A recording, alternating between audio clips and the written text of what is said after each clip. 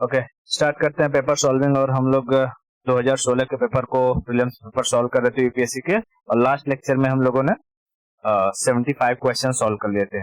आगे चलते हैं और इसको खत्म करते हैं 2016 के पेपर को। 76 क्वेश्चन क्या कहता है उस पर ध्यान देते हैं। 76 क्वेश्चन कहता है कि रिगार्डिंग अटल पेंशन योजना, ठीक है, स्कीम से अगेन क्वेश्चन है। Regarding Atal pension Yojana, which of the following statement is correct? तो it is a minimum guaranteed pension scheme mainly targeted at the unrecognized sector worker. दूसरा कहता है only one member of a family can join the scheme. Ultimate एकदम extreme statement है, only नहीं, ये बात नहीं है। अगर दूसरा गलत होता है तो ये गलत होता है, ये गलत होता है। तीसरा कहता है कि same amount of pension is guaranteed for the spouse for life after subscriber death, है ना। मतलब कि अगर हस्बैंड वाइफ है तो उसमें से किसी की मृत्यु हो जाती है तो जितना अमाउंट हस्बैंड को मिलना चाहिए था वो अमाउंट पेंशन किसको मिलेगा? पत्नी को मिलेगा। तो हाँ, ये चीजें सही है। 1 and 3 is the correct answer. आगे चलते हैं क्वेश्चन नंबर 77 की तरफ, and it's a very interesting questions. The 77 कहता है the term regional comprehensive economic partnership of, तो बहुत बार सुनाई देता है, तो often appears in the news in the context of affair which group of the country is known as। तो ये तू बताएगी रीजनल कॉम्प्रिहेंसिव इकोनॉमिक पार्टनरशिप किसके बीच में है? आसियान के बीच में है, ठीक है,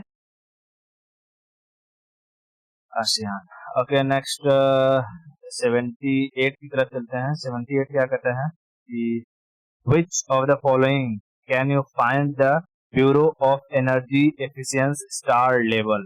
ठीक है, तो bureau of energy efficiency star level इनमें से किस पर मिलेगा? सीलिंग फैन पर मिलेगा, या इलेक्ट्रिक गीजर पर मिलेगा, या ट्यूबलर फ्लोरोसेंट लैंप पर मिलेगा? तो ये तीनों ही चीजों पर मिलती है, ठीक है, तीनों ही चीजों पर हमें इसका bureau of energy efficiency star level कहते हैं ना, कि जैसे तेरा फ्रिज है 5 स्टार का है या 3 स्टार है, हाँ, तो स्टार क्या बताता है कि तेरा फ्रिज कितना एनर्जी को सेव करता है, ठीक है, कितना एनर्जी एफिशिएंट है।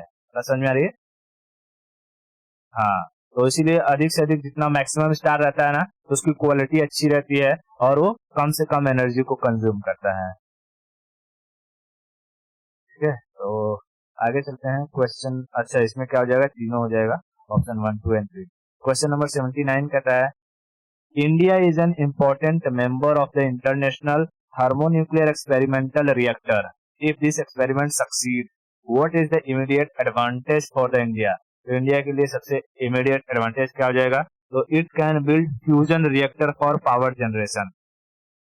ठीक है, अभी कैसा हो रहा है कि दुनिया में टेस्टिंग चल रहा था कि तूने सुना होगा ना कई बार कि चाइना ने आर्टिफिशियल सन बना लिया है, हाँ, ये, हाँ, तो ये सब किसकी वजह से होता है? जैसे सन में क्या होता है, सन में एक हाइड्रोजन दूसरा हाइड्रोजन से मिलकर हीलियम बनाता है, तो इसको क्या कहते हैं? ये फ्यूज हो रहा है, फ्यूजन रिएक्शन होता है सन में। तो यही लोग धरती पर भी अचीव करने की कोशिश कर रहे हैं कि हम लोग जैसे फ्यूजन रिएक्शन सन के अंदर होता है, अगर वो यहाँ धरती पर भी स्टेब्लिश कर सके तो हम लोग भी जैसे सन एनर्जी प्रोड्यूस करता है वैसे एनर्जी हम लोग प्रोड्यूस कर सकेंगे, ठीक है। तो वही है इंटरनेशनल थर्मोन्यूक्लियर एक्सपेरिमेंट रिएक्टर, उसमें यही चीजें होती है। तो अगर वो हो जाता है तो भारत भी क्या कर सकेगा? इसमें जो है फ्यूजन रिएक्टर से पावर जनरेशन कर सकेगा, ठीक है। आगे चलते हैं क्वेश्चन नंबर 80 की तरफ, और क्वेश्चन नंबर 80 कहता है in the context of the history of India consider the following pair. एक टर्म दिया है और डिस्क्रिप्शन कहता है इरीपट्टी। इरीपट्टी कहता है, इरीपट्टी कहता land revenue from which was set apart for the maintenance of village tank. दूसरा कहता है Taniyur, villages donated to a single Brahmin or a group of Brahmins को हम तनियूर कहते थे। और तीसरा कहता है Ghatika. Ghatika colleges generally attached to the temples, ठीक है। तो इसमें ये जो दूसरा है ना तनियूर, तनियूर ये नहीं था, तनियूर चीजें कनेक्टेड थी चोल साम्राज्य में रेवेन्यू से रिलेटेड है, ठीक है, ये विलेज विलेज नहीं था। ये रेवेन्यू का सोर्स हुआ करता था चोल साम्राज्य में, चोल डायनेस्टी के टाइम क्या था, रेवेन्यू सोर्स। ठीक है, चोल के टाइम में रेवेन्यू सोर्स था। तो दूसरा क्या है, गलत है, और दूसरा गलत होगा तो ये गलत हो जाएगा, ये गलत हो जाएगा, बचेगा 1 and 3 ओनली। ठीक है, आगे चलते हैं क्वेश्चन नंबर 81 की तरफ। 81 कहता है consider the following statement, the international solar alliance was launched at the United nation climate change conference. क्या इंटरनेशनल सोलर अलायंस कह रहा है कि international solar alliance was launched at the United nation climate change conference in 2015 में। दूसरा कह रहा है कि the alliance includes all the member country of the United nation. तो ऐसी बात नहीं है। सोलर अलायंस किस लिए था कि सूरज की किरण ट्रॉपिक ऑफ कैंसर से लेकर कैप्रिकॉन के बीच में एकदम मतलब कि परपेंडिकुलर पड़ती है ना। तो इसके बीच में जितने भी देश आते हैं, अगर उन देशों में हम क्या कर सके कि सोलर ग्रिड को लगा सके और इस सन से बनने वाली पावर को जनरेट कर सके, मतलब सोलर एनर्जी के जरिए, तो हम क्या कर सकते हैं कि जब एक टाइम में, जैसे मान ले ये वेस्ट है और ये ईस्ट है, सूरज ईस्ट में है, यानी ईस्ट में क्या है, दिन है, और वेस्ट में रात है। तो दिन में यहाँ एनर्जी बनेगी तो हम यहाँ की एनर्जी को वेस्ट में ट्रांसफर कर सकते हैं, और जब रात यहाँ दिन हो जाएगा और यहाँ रात होगी तो यहाँ दिन में एनर्जी बनेगी तो यहाँ पर एनर्जी ट्रांसफर कर सकते हैं। यानी पूरी पृथ्वी पर हमें एनर्जी की कमी इस रीजन में, ट्रॉपिकल रीजन में देखने को नहीं मिलेगी। ठीक है, ये इसका मेन पर्पस है सोलर अलायंस का। बात समझ में आ रही क्या? हाँ, तो इसमें कहता है कि क्या सोलर अलायंस में यूनाइटेड नेशन के सारे कंट्री शामिल है? तो भैया वो कंट्री क्यों शामिल रहेंगे जो ट्रॉपिक ऑफ कैंसर और ट्रॉपिक ऑफ कैप्रिकॉन के ऊपर आते हैं, मतलब ट्रॉपिक ऑफ कैंसर के ऊपर और ट्रॉपिक ऑफ कैप्रिकॉन के नीचे वाले, तो क्यों शामिल रहेंगे? तो वो कंट्री इसमें शामिल नहीं है। ठीक है, तो ये दूसरा ऑप्शन क्या है, गलत है। Only 1 is the correct answer. ठीक है, ओके। आगे चलते हैं, कहता है 82 कहता है European stability mechanism sometimes seen in the news. तो यूरोपियन स्टेबिलिटी जो मैकेनिज्म था, ये रिलेटेड था agency of European Union that provides financial assistant to eurozone countries. ठीक है, ओके। 83 की तरफ चलते हैं। 83 कहता है क्या है, 83 कहता है which of the following is the advantage of practising drip irrigation. तो बहुत बढ़िया क्वेश्चन है। ड्रिप इरिगेशन क्या होता है, तुझे पता है? ड्रिप इरिगेशन देख, गांव में क्या होता है, नाली बना करके पानी हम लोग खेतों में डालते हैं, लेकिन अमेरिका वगैरह में जहां पर बड़े बड़े प्लॉट्स हैं, वहां क्या होता है, पतली पतली पाइप्स गई होती है और उस पाइप में होल होते हैं, तो जहां पर पानी की जरूरत रहती है वहीं पर पानी गिर जाते हैं, उसे कहते हैं ड्रिप इरिगेशन, है ना। हाँ, तो कह रहा है कि उसका क्या एडवांटेज है ड्रिप इरिगेशन का। पहला कहता है रिडक्शन इन वीड। वीड मतलब घास, जो घास वगैरह है, घास वगैरह में कमी आएगी। तो सही बात है, अगर जैसे इतना बड़ा खेत है, हाँ, पानी नहीं मिलेगा तो घास जो कि उगेगी नहीं, तो यहाँ रिडक्शन होगा। दूसरा कहता है रिडक्शन इन सॉइल सैलिनिटी। ठीक है, सॉइल सैलिनिटी, तो मिट्टी की सैलिनिटी में रिडक्शन होगा। इसका इतना लेना देना नहीं है, पानी से तो लेना देना नहीं है बेसिकली, क्योंकि तुम खेत में खाद वगैरह कितना डालते हो उससे सैलिनिटी का ज्यादा लेना देना है ना।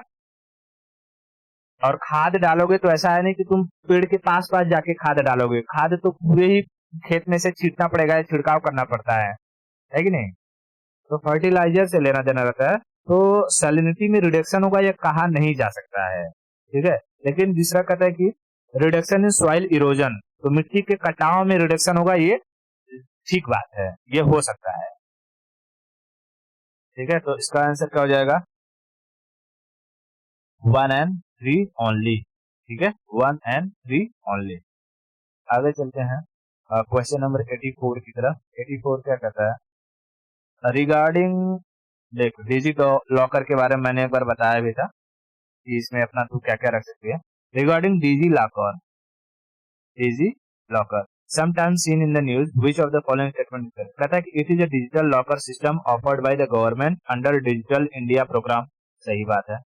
दूसरा कहता है it allow you to access your e-documents irrespective of your physical location। सही बात है, कहीं से भी उसमें तुम रखे रहो, जैसे फोटो रहता है, स्कैन करके हम रख लेते हैं कि नहीं रख लेते हैं। तो हमारे पास फिजिकल वाला कॉपी हो या ना हो, उससे हम लोग दिखाएंगे तो वेरीफाई रहेगा, क्योंकि डिजी लॉकर गवर्नमेंट के द्वारा चालू किया गया था, अलाउ किया गया था। ठीक है, तो इसमें दोनों ही ऑप्शन क्या है, सही है। 86 5 की तरफ चलेंगे। 85 क्वेश्चन नंबर 85 कहता है recently linking of which of the following rivers was undertaken. तो 2016 में गोदावरी और कृष्णा की बात चल रही थी कि इन दोनों को क्या कर दिया जाए, लिंक कर दिया जाए। 86 की तरफ चलते हैं। 86 में कहता है in the cities of our country which among the following atmospheric gases are normally considered in the calculating the value of air quality index। यानी एयर क्वालिटी इंडेक्स को जब हम कैलकुलेट करते हैं तो उनमें किन किन गैसों को शामिल किया जाता है। कहता है carbon dioxide, carbon monoxide, nitrogen dioxide, sulphur dioxide या मीथेन। तो यहाँ पर मीथेन तो नेचुरल गैस है, इसको इंक्लूड नहीं किया जाएगा, और कार्बन डाइऑक्साइड को भी इंक्लूड नहीं किया जाएगा। ठीक है, बाकी जितनी भी गैसेस हैं, कार्बन मोनोऑक्साइड गाड़ियों से निकलती हैं, ठीक है, नाइट्रोजन डाइऑक्साइड खेतों वगैरह से निकलता है, सल्फर ऑक्साइड ये भी वहीं से निकलता है, जो वोल्केनिक एक्टिविटी वगैरह होती है वहां से, या जो पराली वगैरह जलाते हैं वहां से। ठीक है, तो इन तीनों को ही क्या किया जाता है, कंसिडर किया जाता है 2, 3 एंड 4 ओनली, 2, 3 एंड 4 ओनली। ठीक है, सो हम चलते हैं अगला 87 की तरफ। एंड क्वेश्चन नंबर 87 कहता है कि with reference to the AstroSat. AstroSat के बारे में भी तूने सुना होगा कई बार। AstroSat the astronomical observatory launch by the India which of the following statement is correct. कहता है कि other than USA and Russia, India is the only country to have launch a similar observatory in the space. तो ऐसी बात नहीं है, भारत सिर्फ नहीं है, इसके साथ साथ जापान ने भी एस्ट्रोसैट जैसे को लॉन्च किया है, यूरोपियन यूनियन ने भी लॉन्च किया है, तो सिर्फ भारत नहीं है। तो पहला ऑप्शन गलत था। दूसरा कहता है कि AstroSat is a 2000 kg satellite placed in an orbit at 1650 kilometre above the surface of the earth. तो 2000 किलोग्राम का नहीं था, ये था 1750 केजी का। ठीक है, 1750 केजी का। और जो ये पीएसएलवी से लेकर दिया जाता है, तो पीएसएलवी मैंने बताया था 600 से 700 किलोमीटर के रेंज में ही रहता है। तो पीएसएलवी ने इसे जो कि 1050 1650 किलोमीटर की ऊंचाई पर नहीं, 650 किलोमीटर की ऊंचाई पर इसको छोड़ा है। ठीक है, तो इसमें दोनों ही ऑप्शन क्या है, गलत है। तो नाइदर 1 नाइदर 2 ऐसा करें। आगे चलते हैं क्वेश्चन नंबर 88। 88 की तरफ अगर हम चलते हैं तो 88 कहता है with reference to the economic history of the medieval India the term araghatta, araghatta refers to. Araghatta क्या था, अर्घट्टा कहता है क्या बॉन्डेड लेबर थे, क्या land grants made to the military officers थे, ऑफिसर को जो जमीन दी जाती थी उसे अर्घट्टा कहते थे, या water wheel used in the irrigation of land ये था। ठीक है, या waste land covered to the cultivated land ये था। तो अर्घट्टा जो था, अर्घट्टा ये water wheel used in the irrigation of land, जमीन की सिंचाई के लिए जिस पहिए का इस्तेमाल किया जाता था उसे क्या कहते थे, अर्घट्टा। 89 की तरफ चलते हैं। 89 89 89 कहता है with reference to the cultural history of India the memorising of chronicles, dynasty, histories, and epic tales was the profession of who of the following। कहता है कि श्रमणा, परिव्रजका, अग्रहरिका और मगध।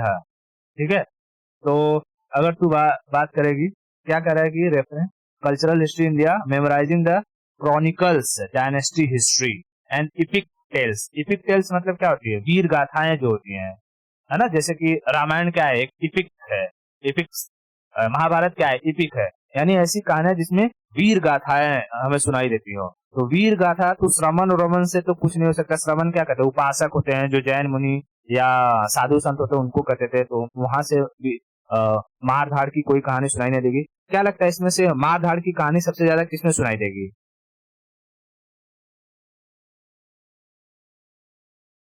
मगध। एक ही तो है, इसमें एक ही तो चूज करना है, मगध। ठीक है, ऐसा ऑप्शन तो है नहीं कि दो चार है, एक ही इसमें से चूज करना है, तो मगध। ठीक है, नेक्स्ट क्वेश्चन देखते हैं हम लोग। कह रहा है कि 90, क्वेश्चन नंबर 90। क्वेश्चन नंबर 90 क्या कहता है? कह रहा है कि recently for the first time in our country, recently for the first time of our in our country, which of the following state has declared a particular butterfly as a state butterfly? तो देख, जितने भी ये सारी की सारी चीजें होती हैं, कोई मेंढक मिल गया, कछुआ मिल गया, अजगर मिल गया, सांप बिच्छू कीड़ा मिल गया, ये सब वेस्टर्न घाट वाला स्टेट में ज्यादा दिखाई देते हैं। ठीक है, तो वेस्टर्न घाट में अरुणाचल प्रदेश आएगा नहीं, हिमाचल प्रदेश आएगा नहीं, कर्नाटका और महाराष्ट्र में से ऑप्शन हो सकता है, जिसमें जो था वो महाराष्ट्र ज्यादा न्यूज में था। ठीक है, मतलब महाराष्ट्र के, हाँ तो स्टेट बटरफ्लाई मतलब कौन से स्टेट में बटरफ्लाई को स्टेट बटरफ्लाई का दर्जा मिला है। आगे चलते हैं, क्वेश्चन नंबर 91। 91 कहता है, consider the following statement, the Meghalaya Mangalyaan, Meghalaya नहीं, Mangalyaan launched by the ISRO. ठीक है, the Mangalyaan launched by the ISRO, कहता है कि is also called Mars orbiter mission. क्या बात है, मॉम, मॉम मूवी देखा, मॉम, मॉम अक्षय कुमार वाली, मास ऑर्बिटर मिशन। ठीक है, उसके बाद दूसरा कहता है, मेड इंडिया, मतलब कि Mangalyaan made India is the second country to have a spacecraft orbit in the Mars after USA. तो भैया यूएसए के बाद भारत सेकेंड नहीं बना है, भारत चौथा बना है, क्योंकि यूएसए के बाद रसिया, रसिया के बाद यूरोपियन यूनियन और फिर हम लोग गए थे। ठीक है, पहला था यूएसए ने लॉन्च किया, उसके बाद जो कि रसिया गया, फिर ईयू यूरोपियन यूनियन और फिर इंडिया। ठीक है, तो दूसरा ऑप्शन क्या है, गलत है। और जैसे ही दूसरा गलत होता है, ये गलत, ये गलत। तीसरा कहता है, Mangalyaan made India the only country to be successful in making its spacecraft orbit the Mars in its very first attempt. तो सही बात है, तो पूरी दुनिया जानती है, यही तो हमारी खासियत है। 92 की तरफ चलते हैं। 92 है, what was the main reason for the split in the Indian National Congress at the Surat 1907। 1907 में जो कांग्रेस में डिवीजन हुआ था, उसके पीछे क्या रीजन था? पहला कहता है कि introduction of communalism into the Indian politics by Lord Minto. तो लॉर्ड मिंटो ने पॉलिटिक्स में कम्युनलिज्म को घुसा दिया था, इसकी वजह से। या दूसरा कहता है जो एक्सट्रीमिस्ट थे, lack of faith in the capacity of the moderates to negotiate with the British government. ये सबसे मेन रीजन था। ठीक है, जो उसमें गरम दल के नेता थे, वो लोग जान मतलब कि उन लोगों में ना भरोसा उठ चुका था कि ये जो नरम दल वाले हैं, ये अंग्रेजों से निगोशिएट कर पाएंगे।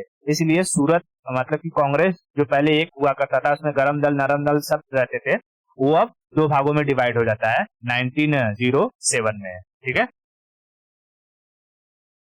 क्यों 1905 में क्या हो जाता है, विभाजन हो जाता है बंगाल का। हाँ, ठीक है, तो उसके बाद जो सूरत में इनका कांग्रेस, अभी कांग्रेस अधिवेशन पढ़ाऊंगा तो बताऊंगा ऐसा। खैर 93 पर आता हूँ।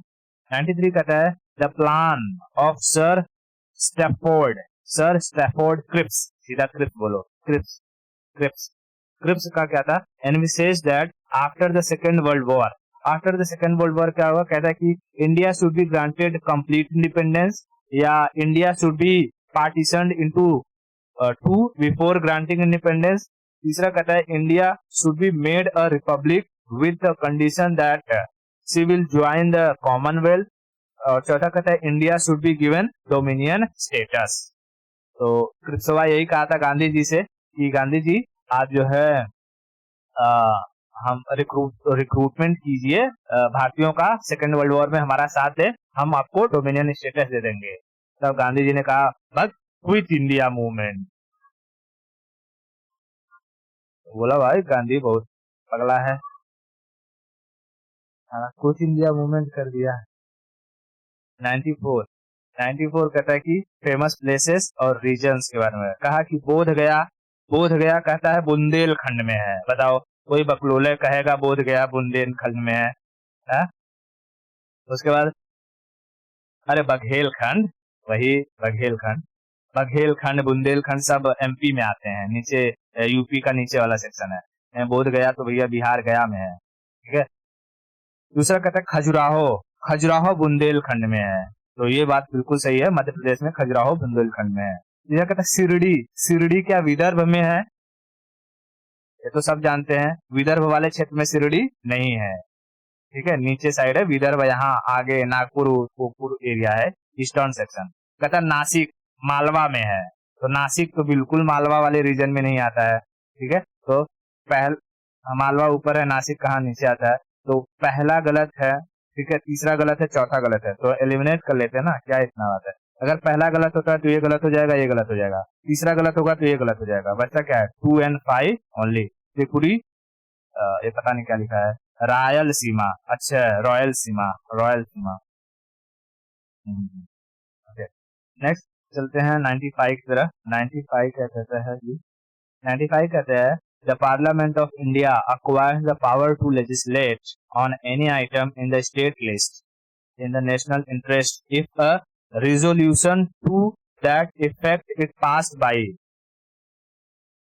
ओके, so 95 क्या करा कि the parliament of India acquires the power to legislate on any item in the state list। ये मैं पढ़ाया हुआ हूँ और चिल्ला चिल्ला के बोला था कि इसको उस तरीके से याद रखना है जैसे तेरा अपना नाम याद है। कहता है कि parliament of India acquires the power to legislate on any item in the state list in the national interest if the resolution of that effect is passed by। ठीक है, इसके द्वारा पास किया गया, तो कह रहा है Lok Sabha by a simple majority of the total membership. दूसरा कर रहा है Lok Sabha by a majority of not less than 2/3 of its total member. तीसरा कहता है कि Rajya Sabha by a simple majority of its total member, या Rajya Sabha by a majority of not less than 2/3 of its member present and voting. तो क्या लोकसभा के member voting करेंगे या राज्यसभा के मेंबर वोटिंग करेंगे? इसमें राज्यसभा को ज्यादा पावरफुल किया हुआ है, ठीक है। तो ऑप्शन क्या हो जाएगा? D, option D is the correct answer. Question number 96 की तरफ मूव करते हैं। 96 कहता है recently which of the following state has explored the possibility of constructing an artificial inland port to be connected by the sea by a long navigational channel। समझ में आया क्या कर रहा है? कह रहा है कि recently which of the following state has explored the possibility of constructing an artificial inland port to be connected by sea by a long navigational channel. तो क्या लगता है? आंध्र प्रदेश, छत्तीसगढ़, कर्नाटका, राजस्थान, ठीक है, क्योंकि इनलैंड पोर्ट तो होगा नहीं, एक्चुअली में कैसा था वो राजस्थान को गुजरात वाले एरिया से जोड़ने के लिए बात चल रही थी, ठीक है, कि आर्टिफिशियल एक इनलैंड पोर्ट बनाया जाएगा ताकि सी रूट से इसको कनेक्ट किया जा सके राजस्थान को, ठीक है। सो 97 की तरफ चलते हैं। क्वेश्चन नंबर 97, 96 का आंसर डी है। क्वेश्चन नंबर 97 क्या कहता है? कहता है with reference to the agreement of UNFCC United Nation framework climate change conventional change meeting in the Paris at in 2015 which of the following statement are correct. तो कहता है कि the agreement was signed by all the member countries of the UN and it will go into effect in 2017। तो सारे के सारे लोग कभी किसी मुद्दे पर जल्दी सहमत नहीं होते हैं, तो ऑल नहीं है। दूसरा कहता है द एग्रीमेंट, अगर पहला गलत हो गया तो हम देखते हैं कौन कौन सा ऑप्शन एलिमिनेट हो जाता है। पहले ये गलत, ये गलत, बचता है 2 और 3 में। 2 और 3 में क्या कॉमन है? 2 कॉमन है, 3 पढ़ लेते हैं। तीसरा कहता है developed countries acknowledged their historical responsibility in global warming and committed to donate 1000 billion a year from 2020 to help developing countries to cope with the climate change। बाप रे बाप, 1000 बिलियन देंगे डेवलप्ड कंट्रीज डेवलपिंग कंट्री को? ऐसा बिल्कुल नहीं था, ये था 100 बिलियन। कितना? 100 बिलियन। लोगों ने कहा कि हम जो डेवलप्ड कंट्रीज हैं वो सब चंदा वंदा इकट्ठा करके 100 बिलियन देंगे डेवलपिंग कंट्रीज को, ठीक है। क्योंकि डेवलप्ड कंट्री क्या कर लिए थे, पहले सारा का सारा देशों पर कब्जा करके गुलाम बनाकर वहां से रिसोर्सेस एक्सट्रैक्ट करके अपने को तो डेवलप कर लिए। बाकी जो गरीब देश हैं उनको अब कह रहे हैं कि तुम लोग कार्बन इमिशन कम करो। ये कहाँ का न्याय है? हम लोग कार्बन इमिशन कम करने का मतलब हमारे देश में फैक्ट्रियां न चले हैं, और हमारे पास इतना पैसा नहीं है कि हम सोलर एनर्जी के बदौलत फैक्ट्री चला सके या न्यूक्लियर पावर के जरिए फैक्ट्री चला सके। भैया कोल ही एक जरिया है, ठीक है। तो तीसरा ऑप्शन क्या है, गलत है, और इसका बच जाता है only 2 is the right answer, ठीक है। आगे चलते हैं क्वेश्चन नंबर 98 की तरफ। क्वेश्चन नंबर 98 क्या कहता है consider the following statement, the sustainable development goal were the first proposed in 1972। Sustainable development goal 1972 में प्रपोज किया गया था by the global think tank called Club of Rome. क्या इसके द्वारा किया गया था? तो ये नहीं, इसके द्वारा नहीं किया गया था।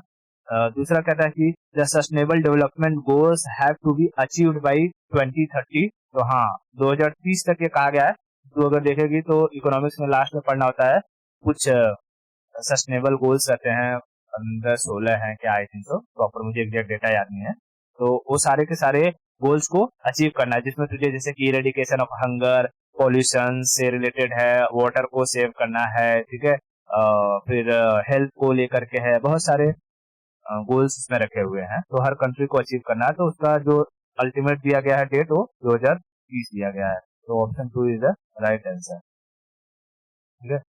उसके बाद कहते हैं 99 क्वेश्चन की तरफ। 99 क्वेश्चन क्या कहता है recently movie title the man who knew infinity, the best movie था, मैं तो देखा हूँ, is based on the biography of, तो ये थे श्रीनिवास रामानुजन, एस रामानुजन, ठीक है। एस रामानुजन के ऊपर थी ये movie, the person who know the infinity, he was the mathematician, a legendary mathematician.